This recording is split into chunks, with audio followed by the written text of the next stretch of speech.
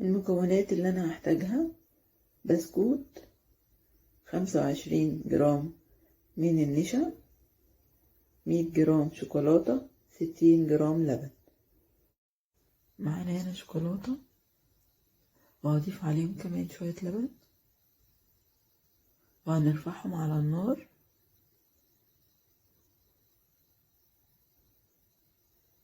زي ما انتوا شايفين. هو ده القوام اللي انا محتاجاه علشان هنضيفه على البسكوت.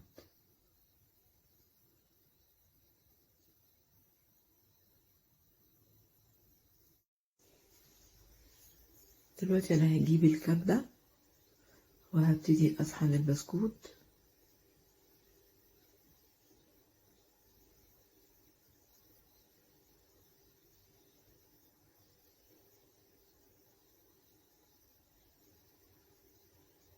النهاردة الوصفة سهلة هتعجبكم جدا على فكرة، وهتبقى النتيجة حلوة جدا، وان شاء الله المكونات هتبقى موجودة في كل بيت. بس اتمنى من قلبي ان انتوا ما تنسوش تكتبوا لي كومنت حلو على الوصفة بتاعت النهاردة.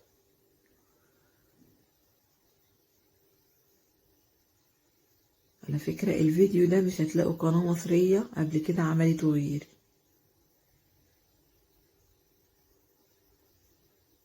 انا فعلا بحاول دايما اعمل لكم حاجات مختلفة، ما تنسوش تحطوا اللايك وكومنت حلو زيكم.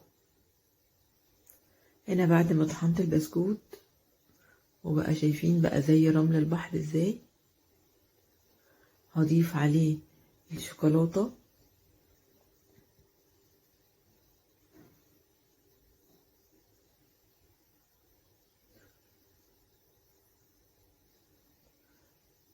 تمام.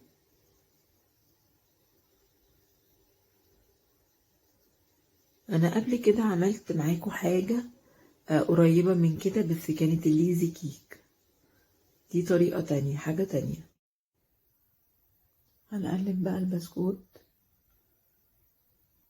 مع الشوكولاتة كويس جدا لحد يعني ما يبقى كله شوكولاتة.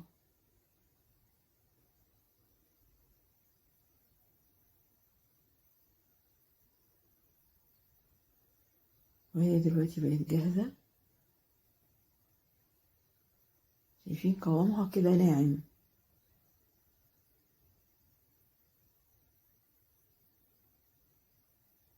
بقلبها كويس جدا علشان خاطر لو في بسكوت لسه ما جاتش فيه شوكولاتة.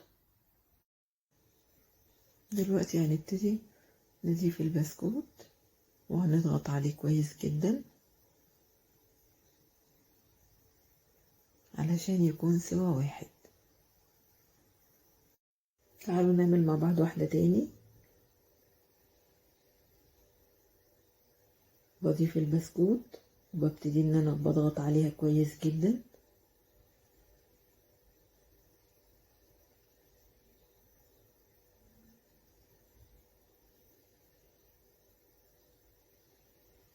سهلة جدا.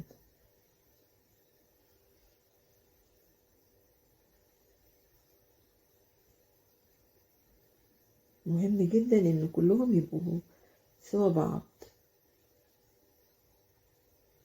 شايفين الطبقة اللي هنعملها 300 جرام من اللبن، 25 من النشا، 70 جرام سكر وفانيليا فروت دو بوسكو. هنضيف المكونات على البارد: السكر والنشا واللبن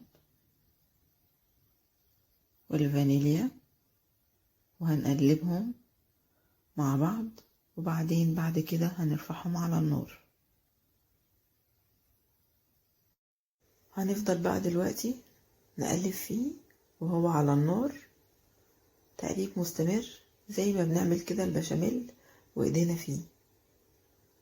دلوقتي بقى هوريكم القوام اللي انا عايزاه. بعد ما القوام بتاعها تقل شوية، طبعا انا شلتها من على النار وهي بقت جاهزة معايا. يلا بينا نشوف النتيجة. الله، ايه رأيكم بقى؟ شايفين جميل ازاي؟ ما تكسرش مني. تعالوا نعمل مع بعض واحدة كمان.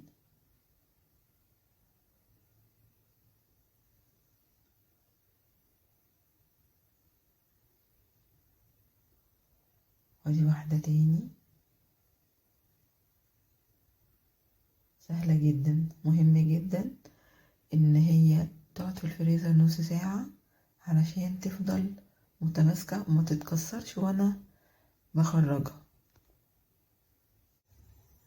وده القوام بتاعها.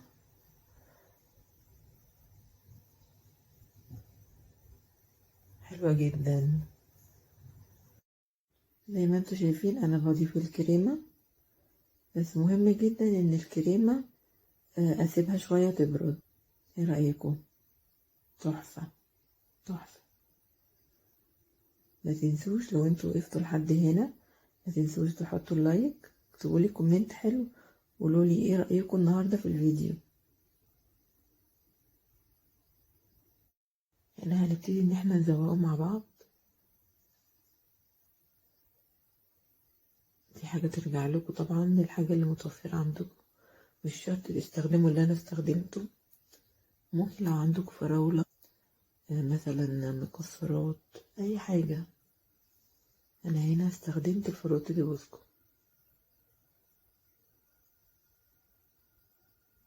ويعني ابتديت ان انا احطها بشكل كده لذيذ شوية، فهتدي منظر حلو هتعجبكم في الاخر ان شاء الله.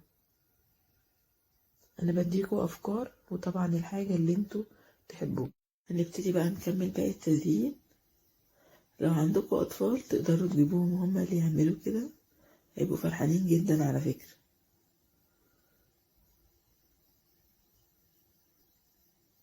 يبقى شكله حلو قوي.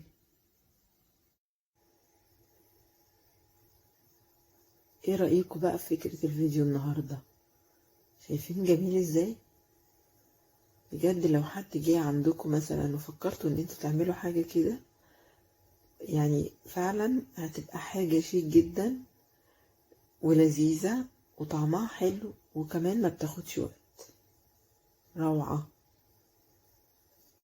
وهنا بعد ما خلصت انا حبيت اوريكم النتيجة في الاخر. فعلا هيشرفك قدام ضيوفك، والطريقة سهلة وبسيطة. ومتنسوش تعملوا لايك وشير وكومنت حلو زيكم. باي باي.